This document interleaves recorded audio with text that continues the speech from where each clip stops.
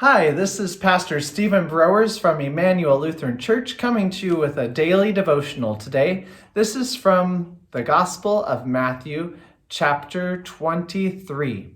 I'm not going to put the words on the screen because I figure it's not that long. You can listen to it, or if you really want to see it, it's Matthew 23. It's starting at verse 25. It says, "Woe to you, teachers of the law and Pharisees, you hypocrites! You clean the outside of the cup and dish, but inside they are full of greed and self-indulgence. Blind Pharisee, first clean the inside of the cup and dish, and then the outside also will be clean." This got me thinking about the fact that it's New Year's Eve. A lot of people are probably thinking of resolutions, and maybe you don't write them down, but you just have some thoughts. This is what I would like to do in the year 2020, or this is what I'd like to stop doing in the year 2020. I think a lot of us have these resolutions, even if we don't talk about them. And some of the common resolutions are to lose weight, or maybe to read through the Bible in a year, if that's, or maybe come to church more often, this kind of stuff. Those are all great, but when you think about it, they're all sort of outward things. I remember one time my professor in seminary said, "Don't read the Bible like it's a trophy." He said, because sometimes people read the Bible and they're like, "Look, I read the whole Bible. I'm going to stick it up on the shelf, and then I can say, I read that book." That's not the idea. It's not an outward prize to be claimed and to be something to be accomplished. It's supposed to be a daily, or as often as you can, a way to grow closer to God, to learn His Word, to hear what He has to say.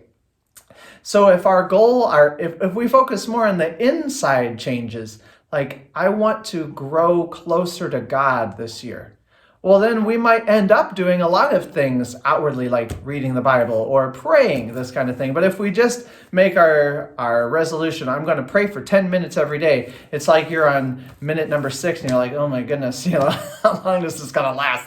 I mean, you kind of lose the point of it, right? If you're more focused on getting closer to God, then you'll say, well, I'm going to read until I'm done reading for today, or I'm going to pray until I'm done praying for today, however long that takes.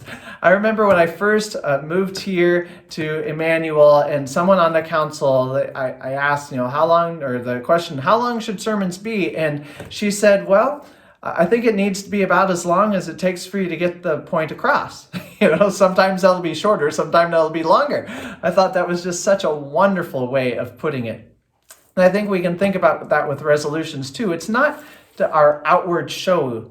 I mean, if we're interested in losing weight on the outside so people see that, that's fine, but maybe we should be focused more on what's going on inside, internally. Why are we eating the way we do? Is it because we're bored? Is it because our house is full of Christmas cookies? I mean, what's happening on the inside? Do we do it because of some emotional damage that we've had throughout our lifetime? Is it because we're going out drinking too much? I mean, what are the inside reasons that are causing those outside changes? Because if we can deal with those inside issues, just like Jesus tells the Pharisees, clean the inside of the cup first, and then the outside will be clean as well.